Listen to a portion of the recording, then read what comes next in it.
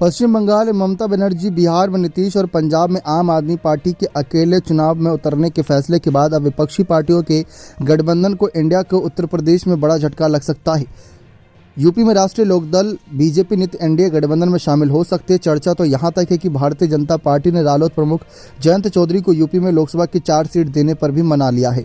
हालांकि रालोद मुखिया जयंत चौधरी की तरफ से इन अटकलों पर ना तो कोई बयान आया है और ना ही उन्होंने अपना रुख साफ किया है। इन खबरों के बीच केंद्रीय मंत्री और अपना दल की अध्यक्ष अनुप्रिया पटेल ने एनडीए में जयंत चौधरी का स्वागत किया। केंद्रीय मंत्री अनुप्रिया पटेल ने कहा कि मैंने मीडिया में रालोद के एनडीए में शामिल होने के संबंध में खबरें पढ़ी। अगर ऐसा है तो मैं अपनी पार्टी की तरफ से जयंत चौधरी का स्वागत करती हूं। अनुप्रिया पटेल ने आगे कहा कि मुझे बीजेपी और रालोद के बीच सीटों के बंटवारे की अभी तक कोई सूचना नहीं है, लेकिन मैं किसी भी पार्टी के एनडीए में शामिल होना का स्वागत करती हूं। इससे हमारा संगठन मजबूत होगा। वहीं समाजवादी पार्टी ने रालोद के एनडीए में शामिल होने की खबरों को कोरी अफवाह बताया।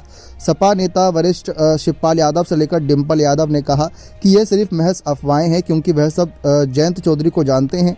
जो वह एक बार कह देते हैं वह साफ करते भी हैं। लेकिन इस वक्त सत्ता से काफ़ी लंबे समय से दूर है जयंत चौधरी। अब कहीं ना कहीं सत्ता की लालच मान लो या फिर सीटों की संख्या, उसके आधार पर वह ये फैसला ले सकते हैं। और बीजेपी को भी किसान नेताओं की काफ़ी आवश्यकता है।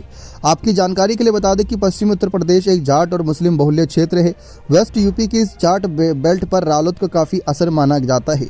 यहाँ लोकसभा की कुल 27 सीटें हैं। हालांकि बीजेपी ने 2019 के लोकसभा चुनाव में इन 27 सीटों में से 19 सीटें जीत ली थी, जबकि 8 सीटें महागठबंधन के खाते में चली गई थी।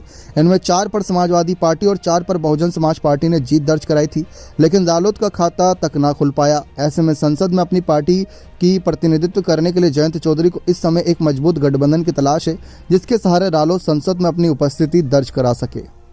अब देखते हैं कि जयंत चौधरी का अगला कदम क्या होता है। बने रहें चैनल के साथ। बहुत बहुत धन्यवाद।